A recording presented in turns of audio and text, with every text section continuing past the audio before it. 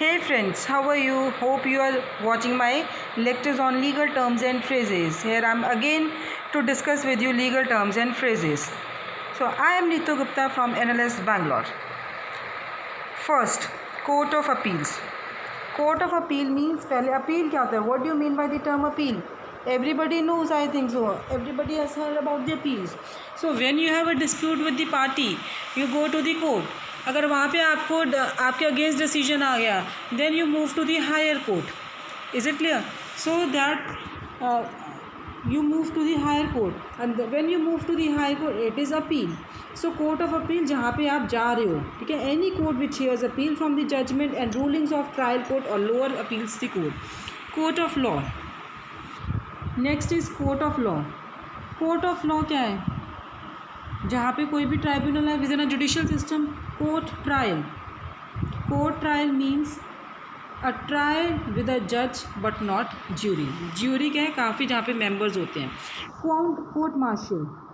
Court martial means military court for trying the offences. Is it clear? Military court for trying the offences.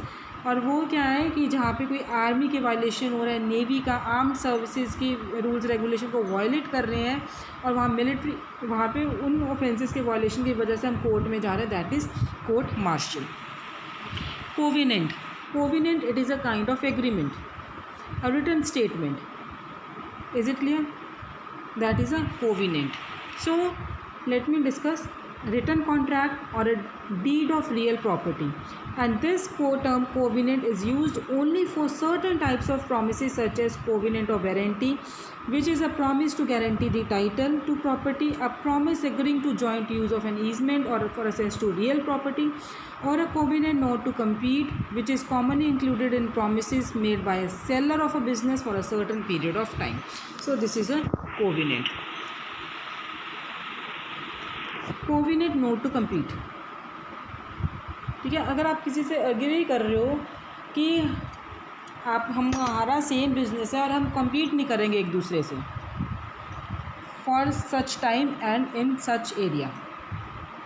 सो ये क्या? Covenant not to compete means agreement not to compete. Next, covenant that runs with the land. It means ये एक इस तरह की promise होती है deed में, जो प्रॉपर्टी डीड है, सेल डीड है या वॉट एवर, उसमें एक प्रॉमिस लिखी होती है, and that promise is binding upon the current owner and all the future owners. That is covenant that runs with the land. Credibility.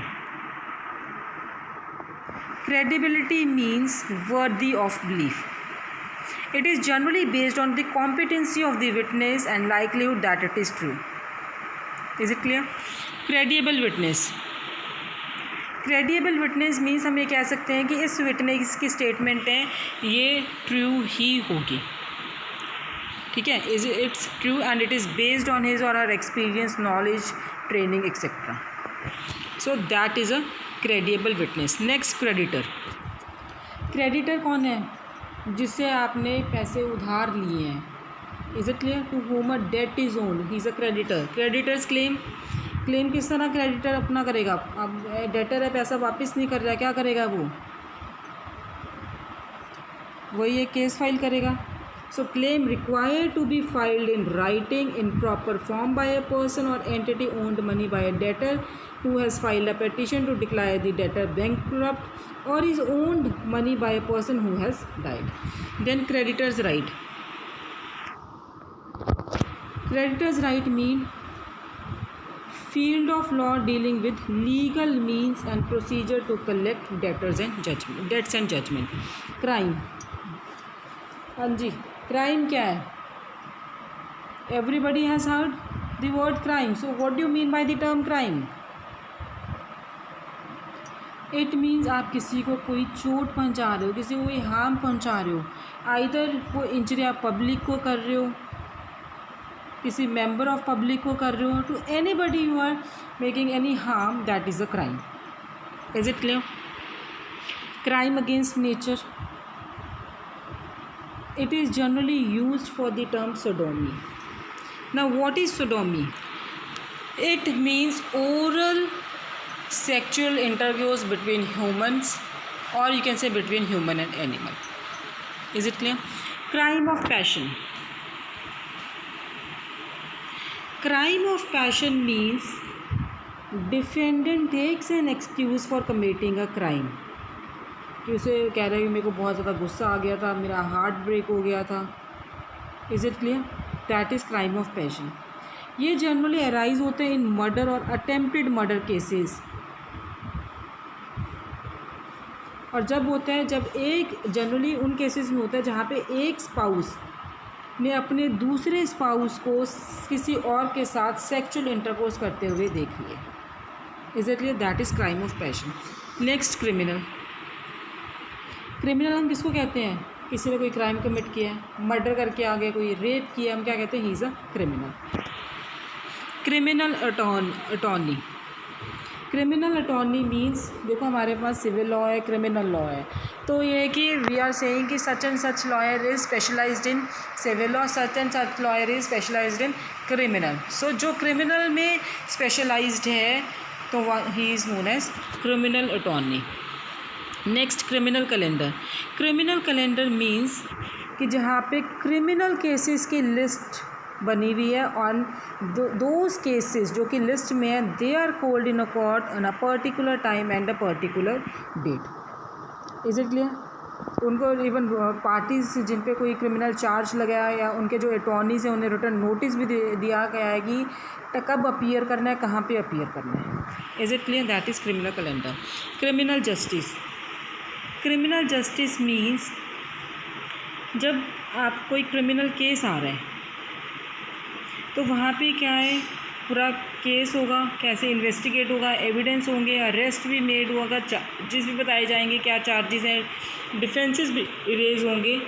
तो everything that is a criminal justice. Criminal law.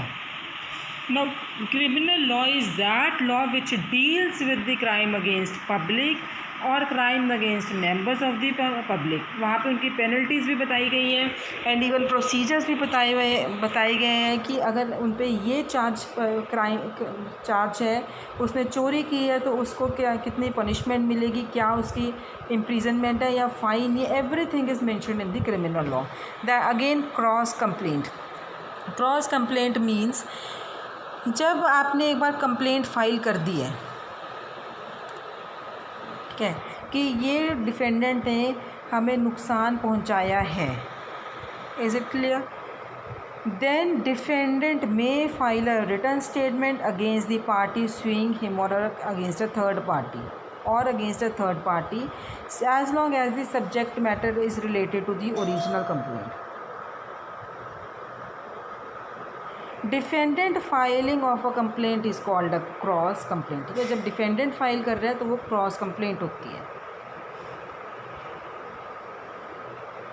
तो उस case में defendant को cross complainant बोलेंगे. क्या बोलेंगे? Cross complainant. और जिस पार्टी को इसने सू किया उसको क्रॉस डिफेंडेंट बोलेंगे. That is a cross complaint. Cross examination हो. क्रॉस एग्जामिनेशन में क्या होता है?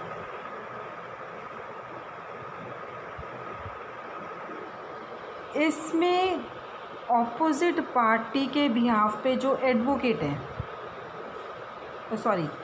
जो एडवोकेट है, he gets an opportunity that he can ask the questions in a court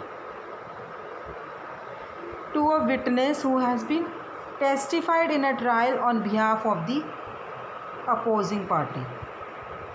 लेकिन जो क्रॉस एग्जामिन में क्वेश्चंस पूछे जाते हैं, they are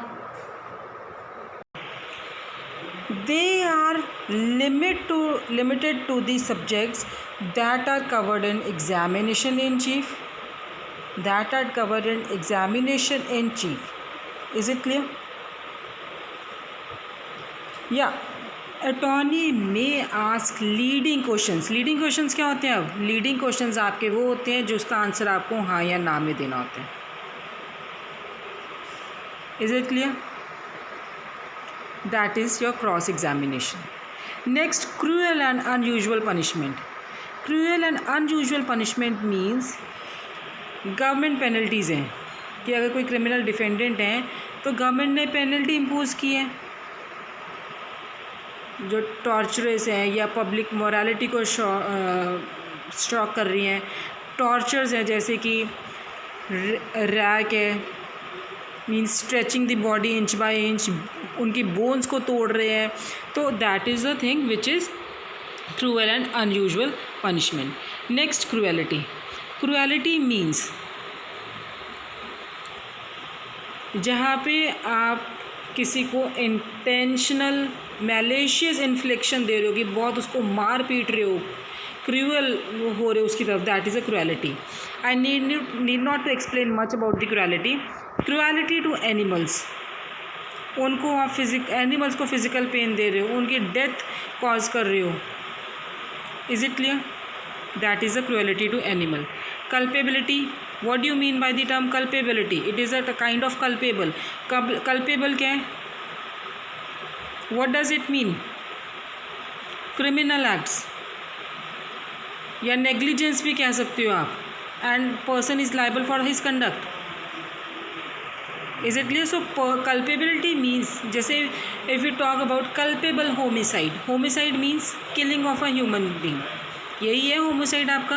culpable homicide means, what do you mean by the term culpable?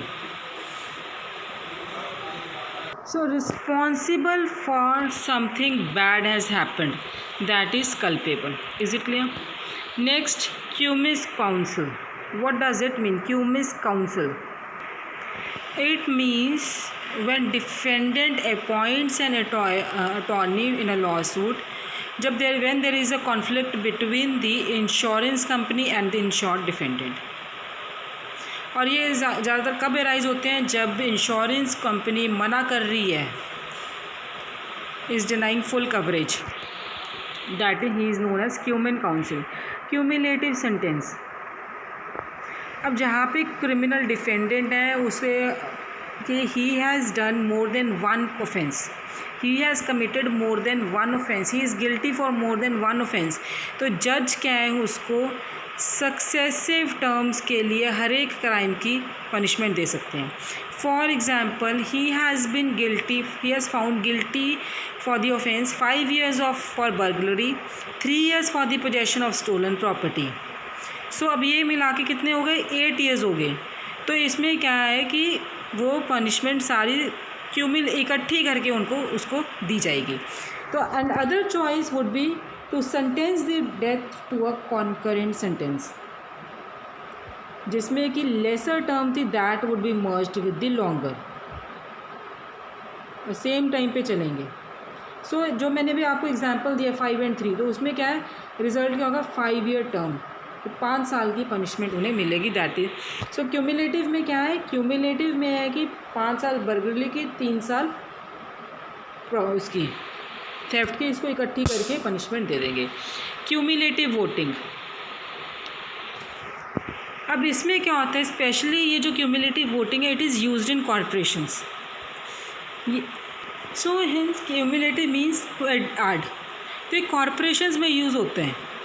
For example, 5 directors हैं जो हमें elect करने हैं, ठीक है, 5 directors to be elected, 10,000 shares हैं जो इशू हैं, ठीक है, 10,000 shares issue.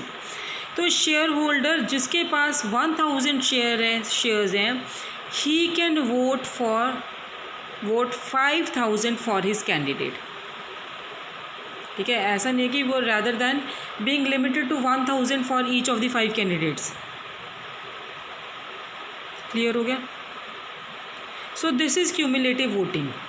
It means a system of voting by shareholders for directors in which the shareholder can multiply his voting share by the number of candidates and vote them all for one person for the director. Is it clear? Next, courtesy.